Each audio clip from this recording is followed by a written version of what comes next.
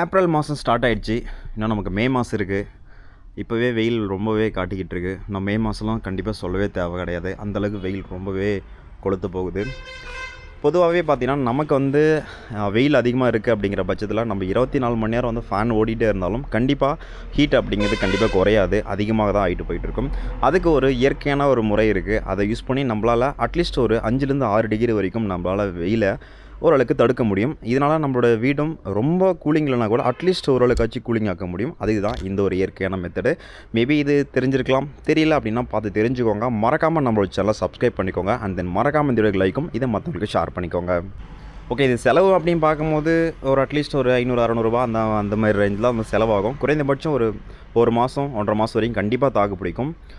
வேறு இன்னும் பெரிய மெத்தட்லாம் கிடையாது. இயற்கையாகவே நமக்கு வந்து இந்த தென்னை மட்டைலாம் கண்டிப்பாக கிடைக்கும். ஸோ அந்த தென்னை மட்டையை வச்சு தான் நம்ம வந்து பண்ணுறோம். என்ன அப்படின்னு பார்த்தீங்கன்னா, இந்த தென்னை மட்டை அப்படிங்கிறது ஓரளவுக்கு நம்மளுடைய ஹீட்டை வந்து ரெடியூஸ் பண்ணும். இப்போ நம்ம வந்து மொட்டை மாடி இருக்கோம் அப்படிங்கிற பட்சத்தில் ஸோ குறைந்தபட்சம் பார்த்திங்கன்னா நம்மளுடைய மொட்டை மாடியிலேருந்து அந்த டெரக்ஸ் இருக்கு இல்லையா, இந்த டெரக்ஸ்லேருந்து ஒரு அடிக்கு ஒரு அடிக்கு பார்த்திங்கன்னா நம்ம வந்து இடைவேளை விட்டுறணும். ஸோ இந்த ஹேர் ஃப்ளோனால் தான் அந்த சூடான காற்று நமக்கு வந்து போயிட்டு கூலிங்கு அப்படிங்கிறது நமக்கு கன்வெர்ட் ஆகும்.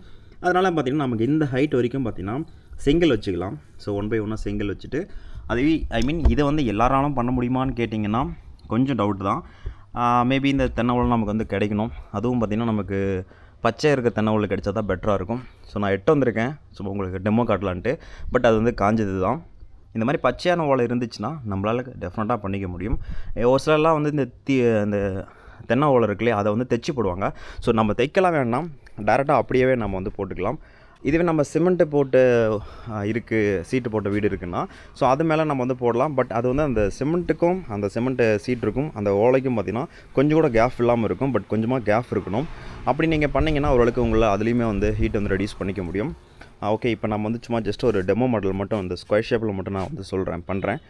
செங்கல் இல்லை அப்படிங்கிறதுக்காக நான் 2 கட்டையை வச்சுருக்கேன். இங்கே 2 கட்டை, அப்புறம் அங்கே செங்கல் வச்சுருக்கேன். நீங்கள் மேபி ஹாலோ பிளாக் கல் இருந்துச்சுன்னா ஸோ அங்கே ஒன்று அப்படிங்கிற லைனாக ஒரு 5 கல் வச்சுட்டு நீங்கள் நேராக இந்த மாதிரி வந்து தென்னைவுடைய அந்த மட்டை இருக்கு இல்லையா, ஸோ அதை கூட நீங்கள் வச்சு ட்ரை பண்ணி பார்க்கலாம். அதே போல் பார்த்திங்கன்னா நம்மக்கிட்ட பச்சை ஓலை இருந்தாலும் நம்ம பெட்டர் தான். பட் பச்சை ஓலை அப்படிங்கிறது நமக்கு தேவையில்லாமல் இதுக்கு வெட்டிக்கிட்டு அப்படிங்கிறது நம்ம விட்டுட்டோம். ஸோ இப்படி நீங்கள் ஒவ்வொரு ஓலையை எடுத்து ஆப்போசிட்டாக போடணும். சேம் சைஸ் ஒரே பக்கத்தில் போடக்கூடாது. ஸோ இப்படி நீங்கள் ஆப்போசிட்டாக வந்து அடிக்கிட்டே வந்தீங்கன்னா ஆல்மோஸ்ட் நமக்கு பார்த்திங்கன்னா ஓரளவுக்கு ஹீட்டை வந்து குறைக்க முடியும். ஆனால் பார்த்திங்கன்னா நம்ம கண்டிப்பாக கேப் இருக்கணும். இந்த ஓலை வச்சுருக்கோம் அப்படின்னா இந்த ஓலைக்குமே இந்த டெரக்ஸுமே நமக்கு வந்து கண்டிப்பாக கேப் இருக்கணும். ஒரு அடி ஃபீட் ஆச்சு இருக்கணும் அப்படிங்கிற மாதிரி வந்து சொல்கிறாங்க. அப்போ தான் ஹேர் ஃப்ளோ நடக்கும். அந்த நமக்கு வந்து ஹீட்டான வந்து காற்று போயிட்டு ஓரளவுக்கு கூலிங் அடிக்கும். அதே போல் வர்ற அந்த கூலிங் வந்து டேரெக்டாக நம்மளுடைய அந்த மொட்டை மாடிக்கு விழாமல் போயிடும். அப்படிங்கிறதுக்காக நம்ம கண்டிப்பாக கேப் விடணும். ஸோ இந்த மாதிரி நீங்கள் ஓரளவுக்கு உங்கள் மொட்டை மாடி குட்டியாக இருந்துச்சுன்னா தாராளமாக இதை நீங்கள் ட்ரை பண்ணி பார்க்கலாம். கண்டிப்பாக நமக்கு ஒரு நல்ல ரிசல்ட் வந்து கொடுக்கும். ஆக்சுவலி ஹைட் இல்லாதனால தான் நான் அப்படி பண்ணியிருக்கேன். ஹைட்டை போட்டால் ஓரளவுக்கு நமக்கு தெரியும். இப்படி உங்கள் மொட்டை மாடி ஃபுல்லாக பண்ணிட்டீங்க அப்படின்னா ஹீட்டே ஓரளவுக்கு ஓகேவாக தான் இருக்கும். அண்ட் தென் ட்ரை பண்ணி பாருங்கள். தேங்க்யூ.